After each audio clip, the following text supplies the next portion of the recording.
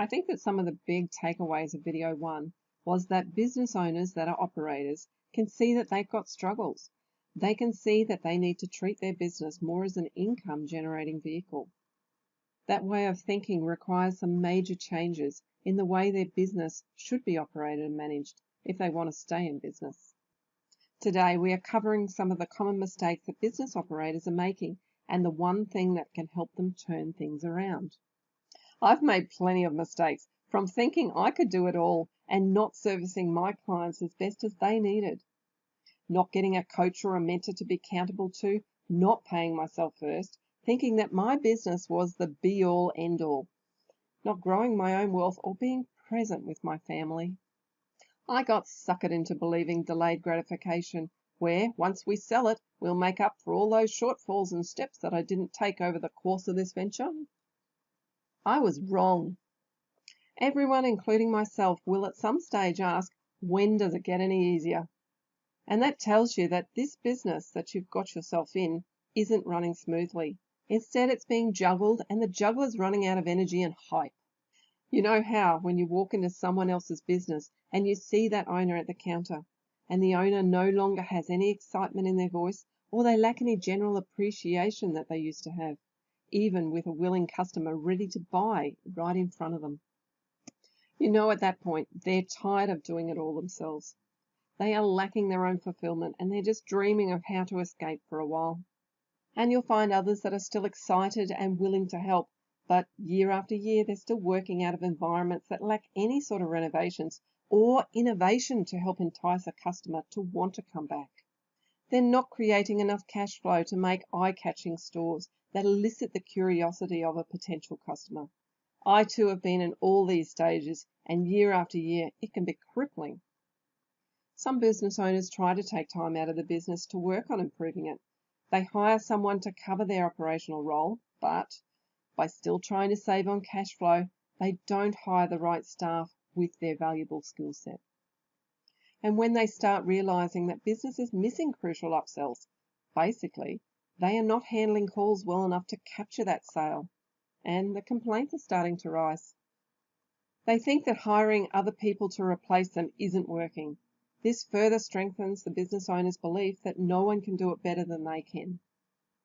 It's such a letdown to attempt to take big steps in a forward approach and then have it not work to your envisaged plan. Those crippling beliefs that hold you still rear their head again. For me, personally, I had to think fast. I knew my partner was losing interest. More work was piling up on my shoulders and I was getting tired.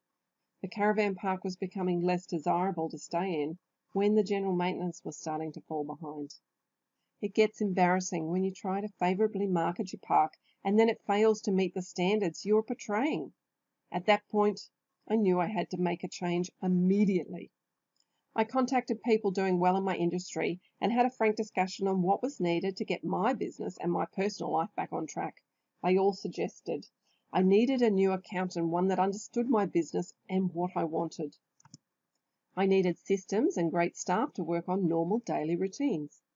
I needed to teach my staff, appreciate them, and govern what targets had to be met. I needed to get more exposed by partnering with reputable brands, being more online and working my database. And lastly, I needed to knock off at a certain time each day and spend quality time for myself and my family. So first thing I asked the collective was, who were they using as an accounting firm? I also requested the accounting services at an on-site visit with a few other businesses in the area to come and have a chat with us. We began hiring park attendants that could handle some of the day-to-day practices, that were cross-trained with cleaning and yard maintenance roles so that they could understand how each area had to interact and could jump into any role as they needed. We felt that the money we could save from paying taxes may just cover the extra hours more staff could cover. Then, as they got better suited to the roles, we could tweak our targets, and that could pay for their roles permanently. Business owners are smart people. They've already worked out that they can capitalize on a business to improve their own earning capacity over an employee's wage. But they still fall into some big common mistakes, thinking that they can do all the roles themselves to save money and make more profit. not hiring well-suited staff with their own skill sets to grow the business, not paying themselves first, not understanding their own metrics in the business to help forecast their growth, not understanding that cash flow is more important than profits and turnover, not seeking the best tax and entity advice from a qualified financial advisor, just like an accountant, or the momentum and the push from a business coach or a mentor, not jumping on board with their industry and local area networking and business groups, not looking into partnerships, not servicing all their customers' needs and giving them the attention that they deserve, not innovating their product or service to suit the changing environment. If you allow others to be the face of your business, it can free up valuable time to delve into the metrics of what makes your business and how it can grow. If we don't hire skilled staff, we can only expect babysitters covering hours in the business. They really cannot be expected to help grow the business if they're just covering the opened hours. Usually that role needs to be filled and trained constantly, as that employee would lack fulfillment. A skilled person in finding leads, closing sales, doing a technical job, and multiplying what's already working will help to leverage the business's turnover.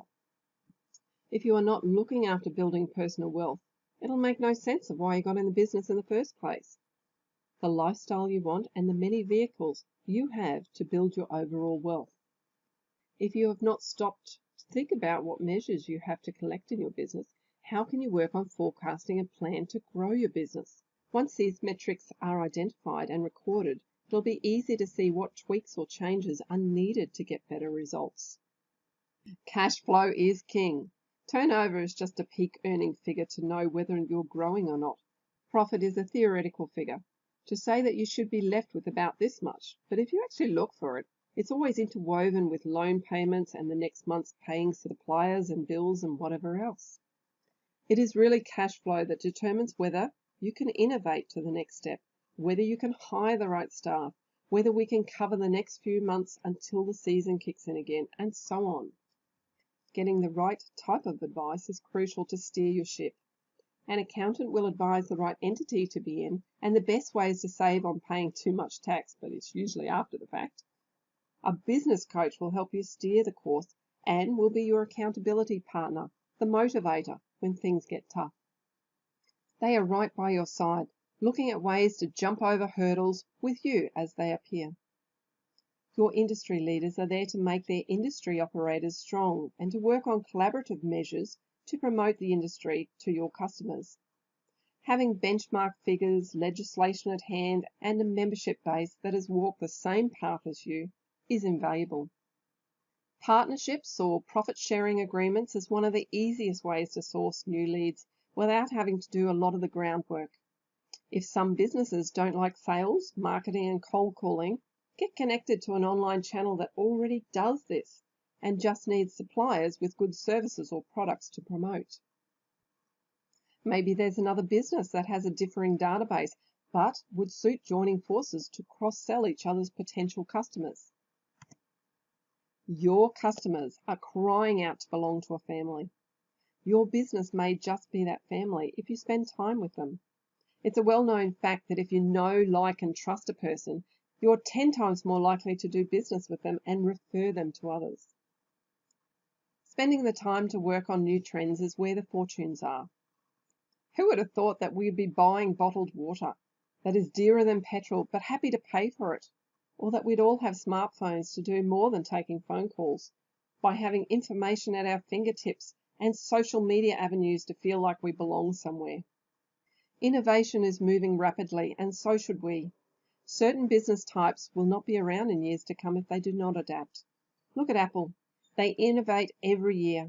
From the meek days of the bulky desktop Apple Mac, they learned people wanted choice of color in their devices, not the original chark, black, or ivory white.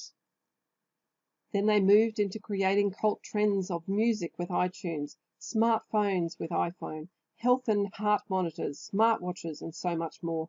They understood that they would not survive if they were still the bulky desktop Apple Mac. The big problem is that business owners who are operating do not have enough time, money, or the focus of where they need to be. The biggest problem with operating is that they are heading into burnout territory if they don't seek change. They are liable to lose more than their business, relationships, their personal wealth, their zest for life, and so much more if it turns sour. We all know that a person who is lively will attract more people than a person who is bitter, cold, or uninteresting. So, in business, you need to bring your best A game to the table. But it can be hard to do that if you're feeling overworked and underpaid, if you're feeling like your needs and the needs of your family aren't being met. It then poses a thought of why are you doing this in the first place? I think the viewer should look at what problems they have in their business right now and write them down.